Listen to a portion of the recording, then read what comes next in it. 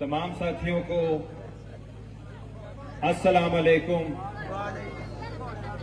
اور ایک تو یہ جلسہ دیکھ کر پہلی چیز جو مجھے میرے ذہن میں آ رہی ہے، جو بھی بابا لطیف صاحب نے بات کی کہ ہم نوکریوں سے نکالے گئے،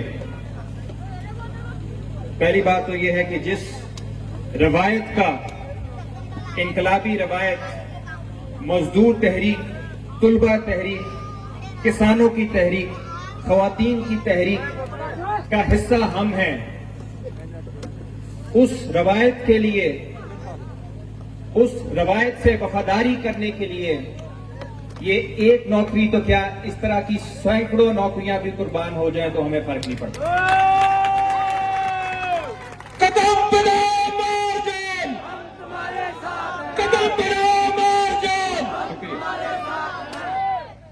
اور ہم تو نوکریوں کی بات کرتے ہوئے، یہ تو بہت چھوٹی قربانی ہے، ہم شرمندہ ہوتے ہیں. لیبر قومی موومنٹ وہ موومنٹ ہے جس کے لیڈران پر اور ورکروں پر دہشت گردی کے پرچے ہوئے. کیوں؟ کیونکہ وہ جینے کا حق مانگتے تھے، وہ اپنا بنیادی قانونی آئینی حق مانگتے تھے، لیکن ان کے اوپر دہشت گردی کی کورٹ میں پرچے ہوئے اور عمر قید سزائیں سنائی گئی. ہمارے ساتھ یا کمبو صاحب یہ بھی اس میں نامزد تھے، ان کی بھی قربانی ہے. اور ہمارے رانا ریاض صاحب، شفیق بابر صاحب اور کئی اور ساتھی جنہوں نے کئی صحبتیں برداشت کی. ہمارے اپنے قائد، لیڈر، بھائی بابا لطیف، جن کو اسی رانا ثناء اللہ نے، جو اب انٹیریئر منسٹر ہے اور پورے پنجاب میں بدماشی کر رہا ہے، اس نے ان کی ٹانگ میں گولیاں مروائی، ان پہ قاتلانہ حملہ کیا. لیکن آج الحمدللہ لیبر قومی موومنٹ کے ورکر، اس کے قائدین نہ صرف اس تحریک کو زندہ رکھے ہوئے ہیں، بلکہ رانا ثناء اللہ کے اپنے حلقے میں اسے آج للکار رہے ہیں. اس طرح سے للکار رہے ہیں جس طرح پی ٹی آئی بھی نہیں للکار سکی، جس طرح کوئی اور قوت نہیں للکار سکی. آپ سب کو مبارکباد کہ آپ لوگ جھکے نہیں، آپ لوگ بکے نہیں، آپ لوگ ڈرے نہیں. یہ خوف کی حکمرانی ہے ہمارے اوپر، یہ ہمیں خوف زدہ رکھنا چاہتے ہیں. ہمیں معلوم ہوتا ہے کہ جو ہمارے ساتھ ہو رہا ہے وہ غلط ہے، لیکن خوف میں ہم خاموش ہو جاتے ہیں. میں کوئی بہت دھواں دھار تقریر نہیں آج کرنا چاہ رہا، صرف بتانا چاہ رہا ہوں کہ یہ مسائل پاکستان کی کیوں ایسا ہے کہ پچھلی حکومت بھی آتی ہے تو یہی کچھ لوٹ مار ہوتا ہے، نہیں آتی ہے تو تب بھی یہی لوٹ مار ہوتی ہے. ہمیں سمجھنا پڑے گا، کیونکہ جب تک ہم شعور نہیں ہوگا ہم میں، ہم مقابلہ نہیں کر سکتے. اگر ہم سے، یہ تو سیاستدانوں کا کام ہوتا ہے کہ وہ عوام کو ایجوکیٹ کرے، ان کو شعور دیں، لیکن یہاں پہ چاہتے ہیں سیاستدان کہ عوام جاہل رہیں، سوتے رہیں، تاکہ ان پہ حکمرانی کرنا آسان ہو جائے. تو ساتھیوں، ابھی مفتاح اسماعیل صاحب کہہ رہے ہیں کہ مہنگائی کے علاوہ کوئی دوسری آپشن نہیں، ابھی 50 روپے اور بڑھانا پڑے گا.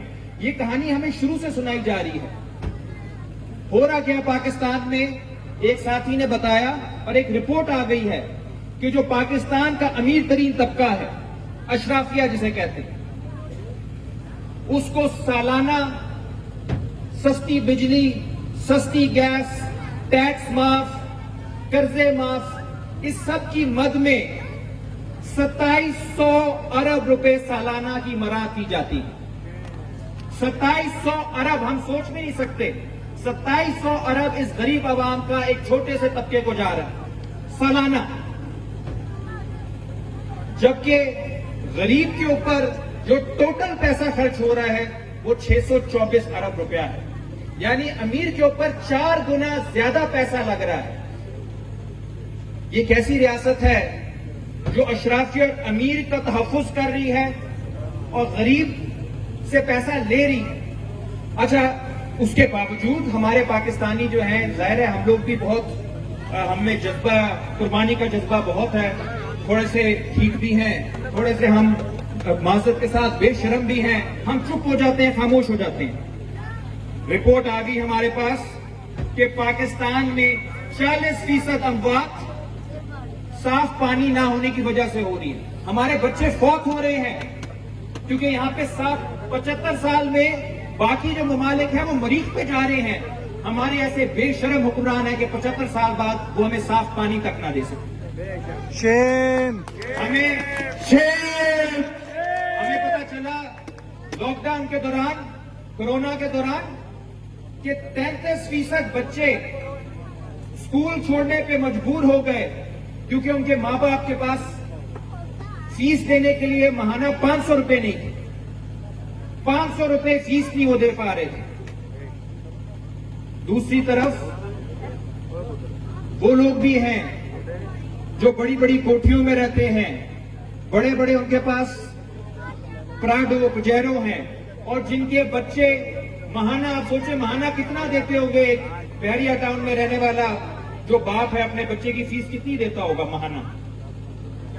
10-15 ہزار سے کم نہیں کہہ رہے تھے کہ ہماری سوچ بھی وہاں تک نہیں جاتی. ماہانہ 60,000 روپیہ. لاہور، اسلام آباد، کراچی میں ایسے اسکول آ گئے ہیں، فیصل آباد میں بھی ہیں، جہاں پہ 50 سے 60 ہزار روپے ماہانہ فیس دے رہے ہیں ماں باپ، اور 3-3، 4-4 بچے ہیں، اور کہہ رہے ہیں کہ اس سے زیادہ بھی ہم دینے کے لیے تیار ہیں، بس تعلیم اچھی ہونی چاہیے. بچہ انگریزی بھی سیکھ لے، فرینچ بھی سیکھ لے، چینی زبان بھی سیکھ لے. اس بچے کا رہنا سہنا الگ ہے، اس بچے کا جو تہذیب ہے، اس کا بولنے کا طریقہ ہے، اس کا جو پاکستان ہے الگ ہے. یہ الزام لگاتے ہیں کہ جی بابا لطیف پاکستان کو کمزور کرنا چاہتا ہے، توڑنا چاہتا ہے، عمار جان توڑنا چاہتا ہے، فاروق طارق. ہم تو عوام کی بات کرتے ہیں، عوام کو جوڑنے کی بات کرتے ہیں. حقیقت یہ ہے کہ یہاں پہ چھوٹی سی اشرافیہ ہے جو پاکستان کو توڑ رہی ہے، جس کے گھر بھی علیحدہ ہیں، جس کے اسکول بھی علیحدہ ہیں، جس کے کالج بھی علیحدہ ہیں، جس کے ہسپتال بھی علیحدہ ہیں، جس کی زبان بھی علیحدہ ہے، اور جس کی سیاست بھی علیحدہ ہے. یہ ہے علیحدگی پسند. اب آپ سوچیں کہ آپ کا بچہ جو 500 روپے، 1000 روپے کے اسکول میں پڑھ رہا ہے، بمشکل پڑھ رہا ہے، اور دوسرا وہ بچی جو 50,000، 60,000 روپے کے اسکول میں پڑھ رہا ہے، 18 سال کی عمر کے بعد اس نے امریکہ بھی چلے جانا ہے، انگلینڈ بھی چلے جانا ہے، جہاں اس کی تعلیم پہ 2 کروڑ 3 کروڑ اور خرچ ہوگا. اس کے بعد اس نے ماسٹر بھی کرنا ہے. بعد میں اس نے کیا کرنا ہے؟ وہ سیدھا CSS کرے گا، یا وہ سیاست میں آئے گا. پہلی دفعہ جب عوام سے آ کے DC بن کے AC بن کے ملے گا تو کہے گا یار عوام، ڈیڈی کو کال کرے گا، کہے گا ڈیڈی عوام جو ہے یہ کتنی جاہل ہے، کتنی بدبودار ہے، یہ لوگ کتنے غیر مہذب ہیں، پاکستان ترقی نہیں کر سکتا. افسوس ہے کہ اسے کوئی بتانے والا یہ نہیں ہوگا کہ یہ تمہارے ڈیڈی کی لوٹ مار تھی، یہ تمہارے ڈیڈی کی کرپشن تھی، یہ تمہارے ڈیڈی کی حرام کی کمائی تھی، جس کی وجہ سے تمہیں مستقبل ملا. جبکہ ایک حلال کمائی کرنے والا مزدور، اس کا بیٹا آج بھی ایک فیکٹری میں مزدور ہے. یہ ہے دو پاکستان جو بن رہے ہیں. یہ پورا ایک سرکل چلتا ہے، بڑے بڑے پلاٹ بکتے ہیں، ہاؤسنگ سوسائٹیاں، یہ بچے، یہ ماں باپ، یہ سب لوگ مزے میں زندگی گزارتے ہیں. ایک دم سے پتا چلتا ہے کہ ان کی عیاشی لوٹ مار کی وجہ سے وہ ہوا ہے جو سری لنکا میں ہوا ہے. ملک دیوالیہ ہو گیا، پیسہ ہی نہیں بچا ملک کے پاس. سوال ہے پیسہ گیا کدھر؟ ہمارے پاس آیا، سدھار میں پیسہ آیا، یہاں کا پانی صاف ہوا، یہاں کی سڑکیں بہتر ہوئی، یہاں پہ گیس آئی، یہاں پہ بجلی آئی، یہاں پہ لوگوں کو نوکری ملی، یہاں پہ گھر ملے. سدھار میں یہاں پہ یونیورسٹی بنی، کالج بنا، ہسپتال بنے. ایسا تو کچھ ہوا نہیں. وہ پیسہ پھر کہاں گیا؟ وہ پیسہ سارا بحریہ ٹاؤن میں گیا، وہ پیسہ سارا DHA میں گیا، وہ پیسہ سارا لندن میں گیا، وہ پیسہ سارا دبئی میں گیا، انہی کی حرام خوریوں کے لیے گیا. اس کے بعد اب جب دیوالیہ ہو گیا ہے، اب یہ واپس IMF کے پاس جا رہے ہیں بھیک مانگنے کے لیے کہ ہمیں بچا لو، ہمیں یہ خودکشی نہ کرنے دو. پورے پاکستان کا اس وقت مذاق بن گیا پوری دنیا میں کہ ہماری اوقات یہ ہے کہ $1 بلین کے لیے 22 کروڑ کا جو ملک ہے وہ اس وقت بھیک مانگ رہا ہے. IMF کہتا ہے قربانی دو، پیسوں میں کٹوتیاں کرو، پیسوں میں کٹوتیاں کرو، مہنگائی کرو، کہیں سے پیسے لے کر آؤ. مفتاح اسماعیل کہتے ہیں میرے ہاتھ بندھے ہوئے ہیں، میں کہاں سے پیسے لے کر آؤں، مہنگائی صرف کر سکتا ہوں. کتنی عجیب بات ہے کہ پھر سے عوام کو قربانی دینے کا کہا جا رہا ہے. وہ عوام جس میں 40% لوگ اس لیے فوت ہو رہے ہیں کیونکہ ان کو صاف پانی نہیں مل رہا. چونکہ مرصد لاہور میں ہم نے ایک رپورٹ نکلوائی, 56% بچوں میں خون کی کمی ہے. وہ بچے اور قربانی دیں گے. مائیں جو ہیں وہ بہت ہی کم عمر میں بیمار ہو رہی ہیں, خون کی کمی ہو رہی ہے, وہ بہت قربانی دیں گی. جن لوگوں کو آپ نے, جن کا گوشت تک آپ نچوڑ چکے ہو, ان سے اب آپ کہہ رہے ہو پاکستان کے لیے اور قربانی دو مہنگائی کی صورت.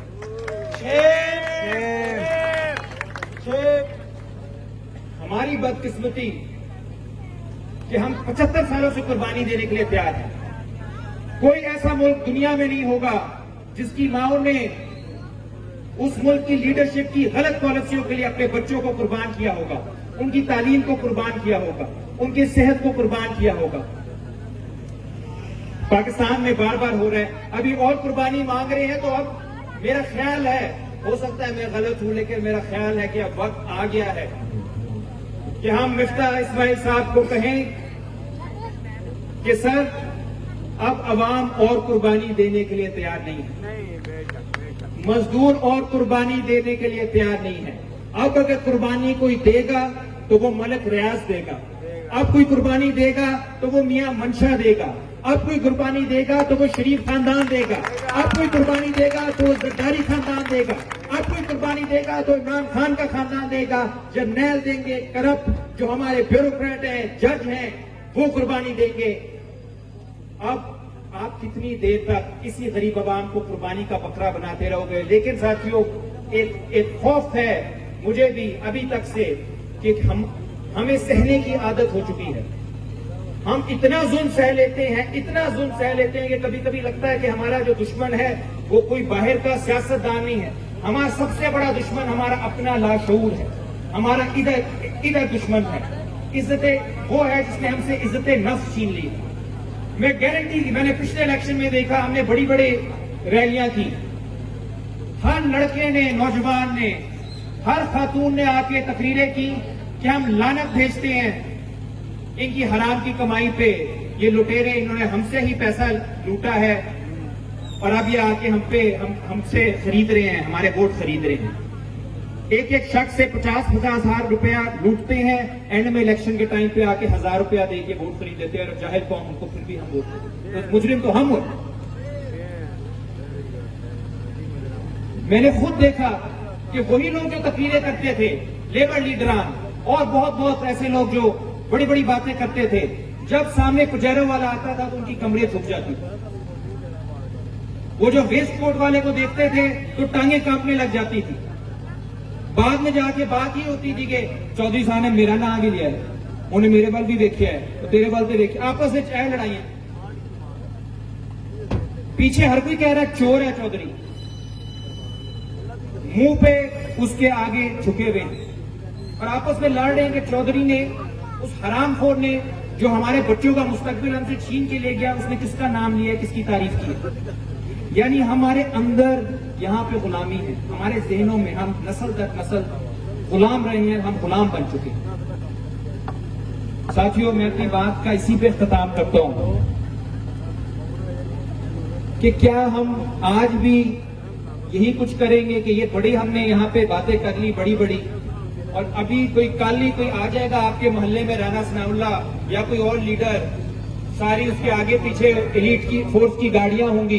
ہمیں پتا ہے کہ ان گاڑیوں کا تیل جو ہے وہ بھی ہمارے خون پسینے سے چل رہا ہے, لیکن کیا ہم جھک جائیں گے؟ رانا صاحب کریں گے, نعرے بازی کریں گے, کہیں گے بڑی بات ہے رانا صاحب محلے میں آئے ہمارے ساتھ بیٹھ کے انہوں نے کھایا جیسے رانا صاحب کو ولی اللہ ہو گئے. لڑو گے؟ مار جان صاحب نو لڑو گے؟ غلامی چھڈنی کہ نہیں چھڈنی؟ پالش کرنی چھڈنی کہ نہیں چھڈنی؟ جہی شباز شریف نے کی وہ پالش تو نہیں کرنی. کمال جان آواز آنی چاہیے وہ کرنے.